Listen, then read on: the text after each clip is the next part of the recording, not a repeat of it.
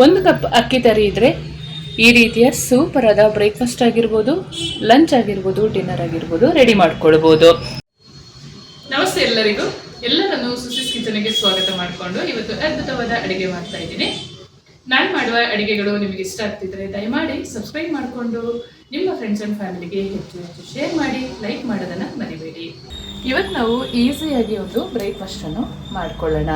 ನಾವಿಲ್ಲಿ ಕಡಮುಟ್ಟು ಮತ್ತು ಪಾಪುಟ್ಟಿಗೆ ತಗೊಳ್ಳುವಂಥ ತರಿನ 1 ಕಪ್ ಅಷ್ಟು ತಗೊಂಡಿದ್ದೀನಿ. ಇದನ್ನು ಒಂದು 10 ನಿಮಿಷ ನೆನೆಸಿಡೋಣ. ಒಮ್ಮೆ ಇದನ್ನು ನೀರಿಗೆ ಹಾಕಿ ತೊಳ್ಕೊಂಡು ಈ ರೀತಿಯಲ್ಲಿ 10 ನಿಮಿಷ ನೆನೆಸಿಟ್ಟು ಆಮೇಲೆ ರುಬ್ಕೊಳ್ಳುವಂಥದ್ದು. ನಮ್ಮ ಅಕ್ಕಿ ತರಿ ನೆನೆಯುವಷ್ಟರಲ್ಲಿ ಒಂದು ಸಣ್ಣದಾದ ಚಟ್ನಿಯನ್ನು ಮಾಡ್ಕೊಳ್ಳೋಣ. ಒಂದು 3 ಟೇಬಲ್ ಸ್ಪೂನ್ ಅಷ್ಟು ಹಸಿಕಾಯಿಯನ್ನು ಹಾಕ್ಕೊಂಡಿದ್ದೀನಿ. ಒಂದು 2 ಟೇಬಲ್ ಸ್ಪೂನ್ ಅಷ್ಟು ಕಡಲೆಪಪ್ಪನ್ನು ಸೇರಿಸ್ಕೊಳ್ತಾ ಇದ್ದೀನಿ. ಒಂದು ಸ್ವಲ್ಪ ಕೊತ್ತಂಬರಿ ಸೊಪ್ಪು, ಹಾಗೆ ರುಚಿಗೆ ತಕ್ಕಷ್ಟು ಹಸಿರು ಮೆಣಸಿನಕಾಯಿ ಒಂದು 5 ಹಾಕ್ಕೊಳ್ತಾ ಇದ್ದೀನಿ. ಸ್ವಲ್ಪ ಸಣ್ಣ ತುಂಡಷ್ಟು ಹುಳಿ ಹಾಕ್ಕೊಳ್ತಾ ಇದ್ದೀನಿ. ರುಚಿಗೆ ತಕ್ಕಷ್ಟು ಉಪ್ಪನ್ನು ಸೇರಿಸ್ಕೊಂಡು ರುಬ್ಕೊಳ್ಳೋಣ. ಚಟ್ನಿ ಈ ಹದದಲ್ಲಿ ರುಬ್ಕೊಂಡ್ರೆ ಆಯಿತು. ಇದಕ್ಕೆ ಸಣ್ಣದಾಗಿ ಒಂದು ಒಗ್ಗರಣೆ ಕೊಡೋಣ. ಈ ನೀರಿರುತ್ತಲ್ಲ, ಇದನ್ನು ತೆಗೆದು ಮೊಸರು ಹಾಕ್ಕೊಂಡು ರುಬ್ಕೊಳ್ಬೇಕು.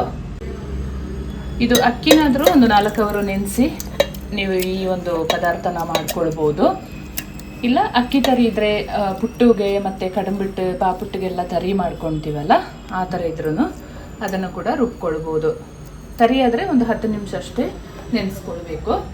ಅಕ್ಕಿ ಹಾಕಿ ಮಾಡ್ಕೊಳ್ತೀನಿ ಅಂತ ಹೇಳಿದರೆ ಒಂದು 4 ಅವರೆಲ್ಲ ನೆನೆಸಿ ಈ ರೀತಿಯಲ್ಲಿ ರುಬ್ಬಿ ಮಾಡ್ಕೊಳ್ಳುವಂಥದ್ದು. ಒಂದು 1/4 ಲೀಟ್ರಷ್ಟು ಮೊಸರು ಸೇರಿಸ್ಕೊಳ್ತಾ ಇದ್ದೀನಿ. ರುಚಿಗೆ ತಕ್ಕಷ್ಟು ಉಪ್ಪು ಹಾಕ್ಕೊಂಡು ನೈಸಾಗಿ ರುಬ್ಕೊಳ್ಳೋಣ. ಉಪ್ಪು ಹಾಕ್ಕೊಳ್ತಾ ಇದ್ದೀನಿ. ರುಬ್ಬಿದ ಪೇಸ್ಟನ್ನು ಒಂದು ಬೌಲಿಗೆ ಸೇರಿಸ್ಕೊಳ್ಳೋಣ. ಇದಕ್ಕೆ ಸೇಮ್ ಕಪ್ ನಾವು ಅಕ್ಕಿ ತರಿ ಏನು ತೊಗೊಂಡಿದ್ದೀವಿ ಅದೇ ಕಪ್ಪಲ್ಲಿ 1 ಕಪ್ಪಷ್ಟು ಉಪ್ಪಿಟ್ಟು ರವೆನ ಸೇರಿಸ್ಕೊಳ್ಳೋಣ. ಚೆಂದ ಮಿಕ್ಸ್ ಮಾಡಿ ಒಂದು 10 ನಿಮಿಷ ರವೆನ ಅರಳಲು ಬಿಡಬೇಕು.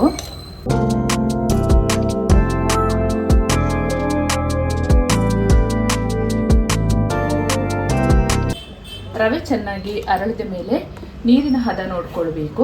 ಬೇಕಾದರೆ ಸೇರಿಸ್ಕೊಳ್ಬೋದು, ಇಲ್ಲ ಅಂತ ಹೇಳಿದರೆ ಹಾಗೆ ಮಾಡಿಕೊಂಡ್ರೆ ಆಯಿತು. ತುಂಬಾ ಚೆನ್ನಾಗಾಗುತ್ತೆ. ಇದು ವೆಜ್ ಆಗಿರ್ಬೋದು, ನಾನ್ ವೆಜ್ ಆಗಿರ್ಬೋದು, ಈ ರೀತಿಯ ಒಂದು ಪದಾರ್ಥ ಮಾಡಿಕೊಂಡ್ರೆ ತುಂಬಾ ಅದ್ಭುತವಾಗಿರುತ್ತೆ. ಇಲ್ಲ ಹಾಗೆ ಕೂಡ ತಿನ್ಬೋದು. ಇದಕ್ಕೆ ಒಂದು ಒಗ್ಗರಣೆ ಎಲ್ಲ ಕೊಡ್ತೀನಿ. ಇವಾಗ ನೋಡಿ, ಈ ಹದದಲ್ಲಿ ಮಿಕ್ಸ್ ಮಾಡ್ಕೊಂಡಿರಬೇಕು. ಇದು ಸ್ವಲ್ಪ ಅರಳಲು ಬಿಡೋಣ. ಒಂದು 5 ರಿಂದ 10 ನಿಮಿಷ ಬಿಟ್ಟರೆ ಸಾಕು. ಒಂದು ಒಗ್ಗರಣೆ ಬಾಣಲಿಗೆ ಒಂದು 2 ಚಮಚದಷ್ಟು ಎಣ್ಣೆ ಹಾಕ್ಕೊಂಡು ಕಾಯಲು ಬಿಡೋಣ. ಎಣ್ಣೆ ಬಿಸಿ ಆಗುವಾಗ ಅರ್ಧ ಚಮಚದಷ್ಟು ಕಡಲೆಬೇಳೆನ ಸೇರಿಸ್ಕೊಳ್ಳೋಣ. ಹಾಗೆ ಅರ್ಧ ಚಮಚದಷ್ಟು ಉದ್ದಿನ ಬೇಳೆನ ಸೇರಿಸ್ಕೊಂಡು ಫ್ರೈ ಮಾಡ್ಕೊಳ್ಳೋಣ.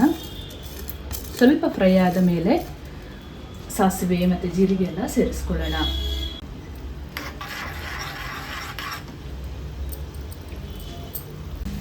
ಅರ್ಧ ಚಮಚದಷ್ಟು ಸಾಸಿವೆ ಸೇರಿಸ್ಕೊಳ್ಳೋಣ. ಜೀರಿಗೆ ಅರ್ಧ ಚಮಚದಷ್ಟು ಸೇರಿಸ್ಕೊಳ್ತಾ ಇದ್ದೀನಿ. ಸ್ಟವ್ ಆಫ್ ಮಾಡ್ಕೊಳ್ಳೋಣ.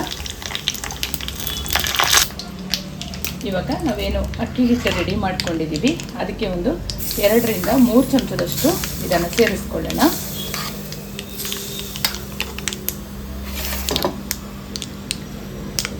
ಹಾಗೆ ಸೇಮ್ ಒಂದು ಒಗ್ಗರಣೆ ಪಾತ್ರೆಗೆ 2 ಒಣಮೆಣಸನ್ನು ಹಾಕ್ಕೊಂಡು ಈ ಚಟ್ನಿ ಏನಿದೆ ಅದಕ್ಕೆ ಹಾಕ್ಕೊಳ್ಳೋಣ. ಕರಿಬೇವು ಬೇಕಾದರೆ ಹಾಕ್ಕೊಳ್ಬೋದು.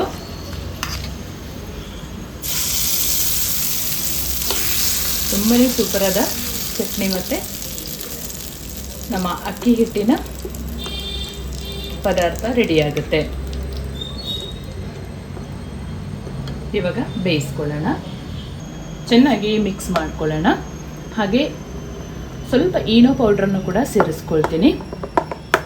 ಸಾಫ್ಟಾಗಿ ಬರಬೇಕಲ್ಲ, ಹಾಗಾಗಿ ಅರ್ಧ ಚಮಚದಷ್ಟು ಈನೋ ಪೌಡ್ರನ್ನ ಸೇರಿಸ್ಕೊಳ್ಳೋಣ. ಸ್ವಲ್ಪ ನೀರು ಹಾಕ್ಕೊಂಡು ಮಿಕ್ಸ್ ಮಾಡ್ಕೊಳ್ಳೋಣ. ಇದೆಲ್ಲ ಪ್ರೋಸೆಸ್ ಮಾಡ್ಕೊಳ್ಳುವಷ್ಟರಲ್ಲಿ ಇಡ್ಲಿ ಪಾತ್ರೆ ಆಗಿರ್ಬೋದು ಅಥವಾ ಒಂದು ಬಾಣಲಿಲಿ ನೀರು ಇಟ್ಕೊಂಡಾದರೂ ಬೇಯಿಸ್ಕೊಳ್ಬೋದು. ಚೆನ್ನಾಗಿ ಮಿಕ್ಸ್ ಮಾಡ್ಕೊಳ್ಳೋಣ. ತುಂಬ ಸಾಫ್ಟಾಗಿ ಫ್ಲಫಿಯಾಗಿರುತ್ತೆ ನಾವು ಮಾಡಿಕೊಂಡಂಥ ಈ ಒಂದು ಹಿಟ್ಟು. ಸ್ವಲ್ಪ ಸಣ್ಣದಾಗಿ ಕಟ್ ಮಾಡಿದ ಕೊತ್ತಂಬರಿ ಸೊಪ್ಪನ್ನು ಸೇರಿಸ್ಕೊಳ್ಳೋಣ. ಈ ರೀತಿಯ ಪ್ಲೇಟ್ ತಗೊಂಡು ಸ್ವಲ್ಪ ತುಪ್ಪ ಸವರಿ ಇಟ್ಕೊಳ್ಳೋಣ.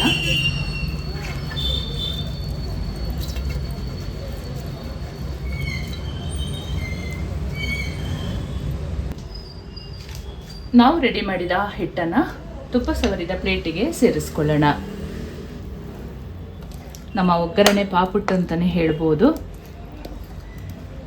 ಅಕ್ಕಿ ತರಿಯಲ್ಲಿ ಮಾಡಿರೋದ್ರಿಂದ ತುಂಬಾ ಚೆನ್ನಾಗಾಗುತ್ತೆ. ನೀವು ಒಮ್ಮೆ ಮನೆಯಲ್ಲಿ ಟ್ರೈ ಮಾಡಿ.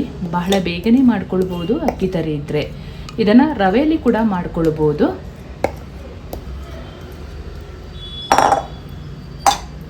ಇಡ್ಲಿ ಪಾತ್ರೆನ ನಾನು ಬಿಸಿಗೆ ಇಟ್ಕೊಂಡಿದ್ದೆ. ಈಗ ಅದರ ಮೇಲೆ ಇಟ್ಟು ಬೇಯಿಸ್ಕೊಳ್ಳೋಣ. ಇಡ್ಲಿ ಪಾತ್ರೆಯೊಳಗಡೆ ಇಟ್ಟು ಒಂದು 30 ನಿಮಿಷ ಮುಚ್ಚಿ ಬೇಯಿಸ್ಕೊಳ್ಳೋಣ. ನಾವು ಇಡುವಾಗ ನೀರು ಬಿಸಿಯಾಗಿರಬೇಕು. ಸೂಪರಾಗಿ ನೋಡಿ ಈ ರೀತಿಯಲ್ಲಿ ರೆಡಿಯಾಗಿದೆ. ಇದನ್ನು ಸ್ವಲ್ಪ ತಣ್ಣಗಾದ್ಮೇಲೆ ಕಟ್ ಮಾಡ್ಕೊಳ್ಬೇಕು. ಇದನ್ನು ಇವಾಗ ಕಟ್ ಮಾಡ್ಕೊಳ್ಳೋಣ. ಯಾವ ಶೇಪಲ್ಲಿ ಬೇಕು ಆ ಶೇಪಲ್ಲಿ ಕಟ್ ಮಾಡಿಕೊಂಡ್ರೆ ಆಯಿತು.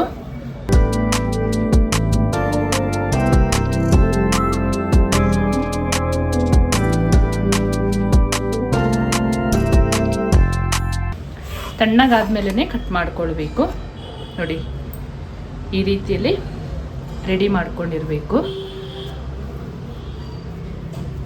ತುಂಬಾ ಚೆನ್ನಾಗಾಗುತ್ತೆ ಚಟ್ನಿ ಜೊತೆ ಟೇಸ್ಟ್ ಮಾಡೋದು. 1 ಕಪ್ ಅಕ್ಕಿ ತರಿ ಇದ್ದರೆ ಈ ರೀತಿಯ ಸೂಪರಾದ ಬ್ರೇಕ್ಫಾಸ್ಟ್ ಆಗಿರ್ಬೋದು, ಲಂಚ್ ಆಗಿರ್ಬೋದು, ಡಿನ್ನರ್ ಆಗಿರ್ಬೋದು ರೆಡಿ ಮಾಡ್ಕೊಳ್ಬೋದು. ಹಾಗೆ ನಾನು ಮಾಡುವ ಅಡುಗೆಗಳು ನಿಮಗೆ ಇಷ್ಟ ಆಗ್ತಿದ್ರೆ ದಯಮಾಡಿ ಸಬ್ಸ್ಕ್ರೈಬ್ ಮಾಡಿಕೊಂಡು ನಿಮ್ಮ ಫ್ರೆಂಡ್ಸ್ ಆ್ಯಂಡ್ ಫ್ಯಾಮಿಲಿಗೆ ಹೆಚ್ಚು ಶೇರ್ ಮಾಡೋದನ್ನು ಮರಿಬೇಡಿ. ಹಾಗೆ ಲೈಕ್ ಮಾಡಿಕೊಂಡು ವಿಡಿಯೋ ವಾಚ್ ಮಾಡಿ. ಮುಂದೆ ಅದ್ಭುತವಾದ ಹೊಸ ರೀತಿಯ ಅಡುಗೆಯೊಂದಿಗೆ ನಿಮ್ಮನ್ನು ಭೇಟಿ ಮಾಡ್ತೀನಿ. ಅಲ್ಲಿವರೆಗೂ ತುಂಬ ಹೃದಯದ ಧನ್ಯವಾದಗಳು.